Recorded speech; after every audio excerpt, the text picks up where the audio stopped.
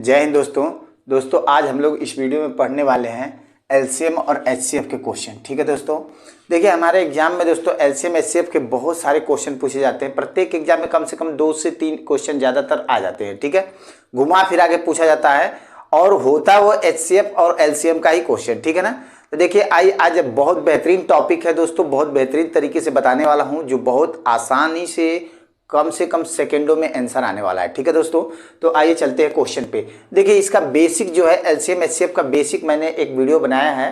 ठीक है, हमारे चैनल पे जाके पहले और दूसरा वीडियो देखिएगा एलसीएम एचसीएफ का। ठीक है दोस्तों, आइए चलते हैं टॉपिक पे। ठीक है, देखिए दो संख्याओं का योग कितना 36 है तथा उनके एचसीएफ और एलसीएम क्रमशः 3 और 105 है, तो दोनों संख्याओं के व्युत्क्रमों का योग पूछा है दोस्तों। क्लियर है?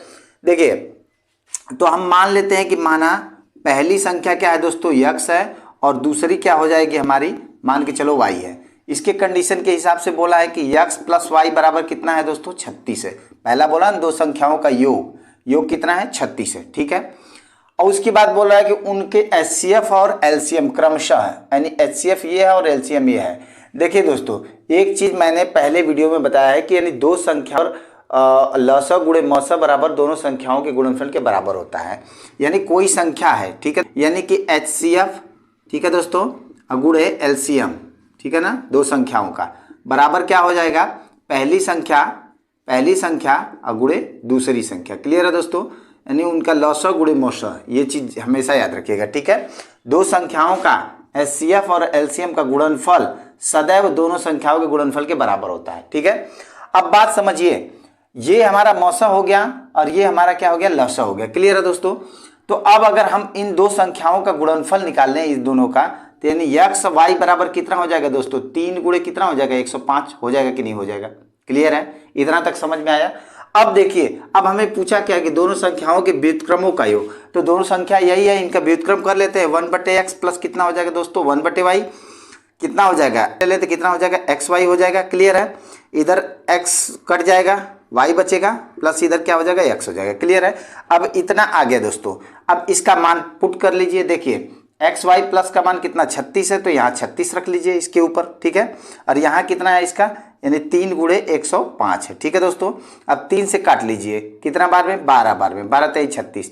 फिर उसके बाद देखिए 3 से काटिए, 3 चौका 12, 3 से काटिए, 3 तिली के 9, 3 5 15, यानी कि दोस्तों कितना आ गया हमारा 4 बटे कितना आ गया दोस्तों 35 आ गया। क्लियर है, आशा करता हूँ बहुत आसान तरीके से समझ में आया होगा दोस्तों। ठीक है, देखिए एक इतना क्वेश्चन मैं आपको समझाने के लिए किया, ये चीजें पता होना चाहिए दोस्तों, तभी आप ये वाला चीज बना सकते हैं कि पहली संख्या और दूसरी संख्या का गुणनफल उन दोनों के लसा और मौसा के गुणनफल के बराबर होगा। ठीक है, नहीं तो हमें क्या करना है, दो संख्याएं हैं x प्लस वाई बराबर 36 और x गुणे वाई बराबर इतना। अब दोनों को क्या करेंगे, जब भी हम इनको प्लस करते हैं दोस्तों तो ये आ जाता है, बस ऊपर ये रख लेना है, नीचे ये रख लेना, दोनों को काट लेना, आ जाएगा आंसर। क्लियर है दोस्तों, आशा करता हूँ समझ में आया होगा बेहतरीन तरीके से। ठीक है, चलते हैं अगले क्वेश्चन पे।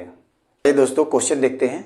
ठीक है, देखिए 3 संख्याएं हैं दोस्तों, ठीक है, 2, 3 और 4 के अनुपात में हैं तथा उनका मौसा कितना है दोस्तों 12 है, तो वो संख्याओं का लौसा पूछा है कि लौसा क्या है। ठीक है दोस्तों, ध्यान दीजिएगा, यानी मौसा दे रखा है और लौसा पूछा है और संख्याओं का अनुपात दे रखा है। संख्या किस अनुपात में है दोस्तों, संख्या का अनुपात दे रखा है। ठीक है ना, किसमें है 2:3:4 है। ठीक है दोस्तों, देखिए जब भी ऐसा क्वेश्चन आए, ठीक है, हमेशा याद रखिएगा, जब भी इस तरह का क्वेश्चन आए तो जो हमारा मौसा होता है ना दोस्तों, जो हमारा मौसा होता है, जो मौसा हमारा 12 है, इस 12 से सब में गुणा कर दीजिए, इसमें और इसमें, जो आएगा वही हमारी संख्याएं होगी। ठीक है, जब अगर आपको संख्या पता लग गया तो आप लसा अपने आप निकाल लेंगे। ठीक है, तो देखिए, तो पहली संख्या कितना हो जाएगा 12 दूना 24 हो जाएगा दोस्तों, दूसरी संख्या कितना हो जाएगा 12 3 36 हो जाएगा, और तीसरी कितना हो जाएगा 48 हो जाएगा। ठीक है दोस्तों, अब ये 3 संख्याएं निकल गई। ठीक है,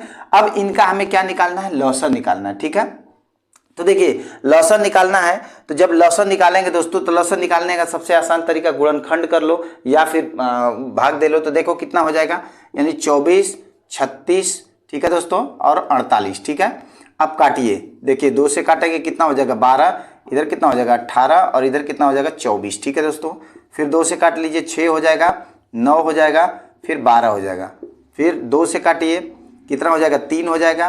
ठीक है दोस्तों, 9 नहीं कटेगा, इधर 6 हो जाएगा। ठीक है, अब देखिए एक बार और 2 से काट लीजिए। ठीक है, तो इधर कितना 3, इधर 9 और इधर 3 हो जाएगा। अब 3 से काट लीजिए। ठीक है, 1 हो जाएगा, 3 हो जाएगा, 1 हो जाएगा। ठीक है दोस्तों, अब आया कितना देखिए 1 2 3 4, 4 ठो तो 2 आ गया और 1 ठे ये और 1 ठे ये, 2 ठो 3 आ गया। यानी कि 2 गुणे 2 गुणे 2 गुणे 2 गुणे 3 गुणे 3 आ गया। ठीक है दोस्तों, अब गुणा कर लीजिए। 2 दूना 4, 4 दूना 8, 8 दूना 16, 16 तिया 48, 48 तिया कितना हो जाएगा दोस्तों, यानी 48 गुणे 3 कर लेंगे। ठीक है, तो देखिए कितना हो जाएगा 8 8 24, 4 2 3 चौके 12 2 14, यानी 144। ठीक है दोस्तों, 144 हो जाएगा। ठीक है, तो अब इनका जो लॉसा हो जाएगा दोस्तों कितना हो जाएगा 144 हो जाएगा। यही हमारा आंसर बनेगा। ठीक है ना, लॉसा 144 हो जाएगा। आशा करता हूँ बहुत बेहतरीन तरीके से समझ में आया होगा। ठीक है दोस्तों, ऐसे में कभी भी आपको क्वेश्चन पूछ दे तो जो संख्याएं दिया है दोस्तों उसमें जो मौसा हमारा दिया है, जो संख्या का अनुपात है उसमें मौसा से हम डायरेक्ट गुणा कर देंगे, जो आएगा वही हमारी संख्या होगी। ठीक है, तो उसके बाद हमें अगर लॉसा निकालना है तो लॉसा निकाल सकते हैं। ठीक है दोस्तों, चलते हैं अगले क्वेश्चन पे। आइए दोस्तों क्वेश्चन देखते हैं। देखिए, वह न्यूनतम संख्या क्या होगी जिसमें से 7 बोल रहा है दोस्तों, 7 घटाने पर प्राप्त शेषफल 12, 18, 24 और 36 से भाग देने पर पूर्णतः कट जाए, यानी विभाजित हो जाए। क्लियर है दोस्तों? देखिए बात को समझिएगा। इसने पूछा क्या है कि 7 घटाने पर, मान लीजिए कोई संख्या यक्स है, इसमें से 7 अगर हम घटाते हैं तो जो भी संख्या मान लीजिए आता है वाई, उसमें क्रमशः हम 12 से, 18 से और 24 से और 36 से यदि बारी बारी से भाग देते हैं तो पूर्णतः विभाजित हो जाए। इसका मतलब क्या है दोस्तों, यानी हमारे पास जो 12 है, 18 है, 24 है और 36 है। क्लियर है दोस्तों? इनका हमें जो भी आएगा एलसीएम निकाल लेते हैं। ठीक है, एलसीएम निकालें, क्योंकि जो कटने वाली संख्या होगी वो एलसीएम ही है, जिसको हम भाग दें बारी बारी से तो कट जाए, एलसीएम ही होता है। उसमें हम क्या कर दें, +7 कर दें, तब जो संख्या आएगा उसमें पहले हम 7 घटाएंगे, फिर ये आ जाएगा, उसमें हम बारी बारी से भाग देते तो कट जाएगा। क्लियर है दोस्तों? बात समझ में आई? ये क्वेश्चन थोड़ा सा घुमाया है। ठीक है, अब देखिए क्या करते हैं, इनका हम एलसीएम निकाल लेते हैं। तो देखिए एलसीएम निकालने का एक तो तरीका भाग गुणनखंड है, एक तो इसके डिविजिबल से कर लीजिए। देखिए 12 का कितना होता है दोस्तों, 2 गुणे 2 गुणे 3। ठीक है, 18 का कितना होता है दोस्तों, 18 का कितना होता है, देखिए 9 दूना 18 कर सकते हैं, यानी 2 गुणे 3 गुणे 3।